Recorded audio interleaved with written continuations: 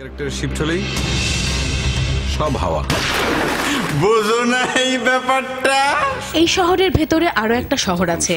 আয়নাবাজি চলচ্চিত্র সেই শহরের গল্প, যে শহরে এখনো সকালে ফেরিওয়ালারা হাঁক ডাক দেয়, বাচ্চারা নাটক শিখতে যায়। আয়না সেই শহরের একজন বাসিন্দা। আয়নার রয়েছে ভিন্ন এক পেশা।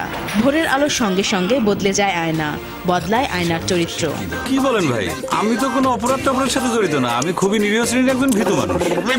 এই যুগের স্পার্টাকাস আয়না এসে দাঁড়ায় শেষ নাটকের মঞ্চে। ফাঁসির মঞ্চে অপেক্ষা করে জল্লাদের। আয়নার জীবনে প্রেম আসে, এমন বাস্তবমুখী নানা চরিত্র ও ঘটনা নিয়ে নির্মাণ করা হয়েছে আয়নাবাজি চলচ্চিত্র। সারা দেশের যারা সিনেমা প্রেমী দর্শক আছেন তাদেরকে আমি রিকোয়েস্ট করব, আপনারা হলে এসে আয়নাবাজি দেখবেন।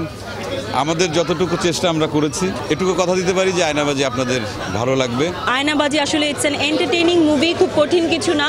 প্রিয়জন আপনজনকে নিয়ে হলে আসবেন এবং 2.5 ঘন্টা সুন্দর সময় কাটিয়ে যাবেন। পুরো কাছে একটা ঘোরের মতো ছিল।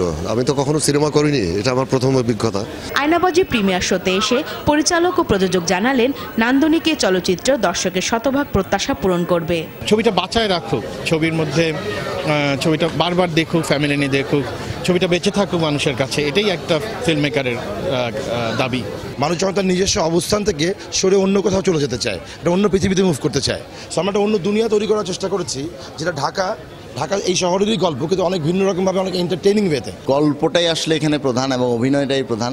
আমার মনে হয় প্রত্যেকটা দর্শক, প্রত্যেকটা যারা এখানে দেখেছে, যতগুলো হলে এই ছবিটা দেখছে, যারা একবার শুরু থেকে দেখেছে তারা শেষ না করে উঠবে না। উদ্বোধনী শোতে বসুন্ধরা স্টার সিনেপ্লেক্সে তারকাদের মিলন মেলায় পরিণত হয়। অভিনয়ের দক্ষতা, কাহিনী ও নির্মাণ শৈলীর প্রশংসা করেন তারা।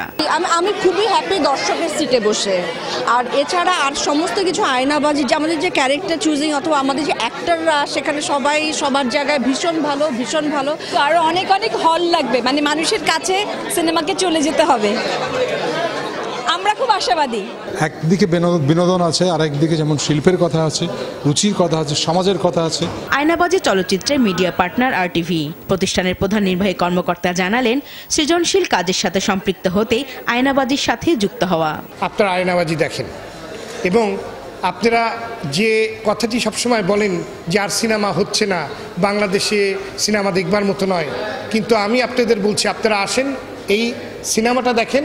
আমার বিশ্বাস আপনারা এখন থেকে আপনাদের এই ধারণাটা পাল্টে ফেলবেন এবং আপনারা আপনাদের পরিবারবর্গ সবাইকে নিয়ে এসে সেই আগের মতো চলচ্চিত্র উপভোগ করতে পারবেন। ছবিটি শুক্রবার মুক্তি পেয়েছে ঢাকা সহ সারা দেশে। সিনেমা দেখার জন্য উপচে পড়া ভিড়। এই চলচ্চিত্রের মাধ্যমে দর্শকরা আবারও হলমুখী হবে, এমনটাই প্রত্যাশা চলচ্চিত্র সংশ্লিষ্টদের।